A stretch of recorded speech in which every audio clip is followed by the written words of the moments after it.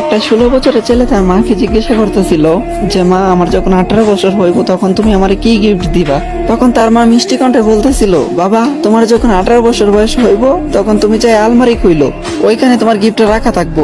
কিছুদিন যাইতে না যাইতে এই ছেলেটা অসুস্থ হয়ে পড়লো। তখন তার মা তারা নিয়ে ডাক্তারের কাছে গেল। তারপরে ডাক্তারে অনেক পরীক্ষা নিরীক্ষা করার পরে জানতে পারলো যে ছেলেটার 2টা কিডনি ড্যামেজ হয়ে গেছে। এই কথা শুনে তো মা পুরোপুরি ভেঙে পড়ছে, অনেক কান্না করতেছিল। তারপরে এমনি এমনি 2 বছর কাইটা গেল। 2 বছর পরে যখন ছেলেটা পুরোপুরি ভাবে সুস্থ হয়েছে তখন বাড়িতে যখন ফিরে আসলো তখন ছেলেটা জানতে পারলো যে তার মার বেঁচে নাই, তার মা তারা চাইরা অনেক আগে চলে গেছে। তখন ছেলেটা অনেক কান্না করতেছিল, আর কান্না করতে করতে তখন মনে পড়লো যে আলমারির কথা। তখন সে আলমারির কাছে যায়, আলমারিটা কইলা দেখলো ওইখানে একটা গিফট বক্স রাখা। যখনই গিফট বক্সটা ওপেন করলো তখনই দেখলো ওইখানে একটা চিঠি রাখা।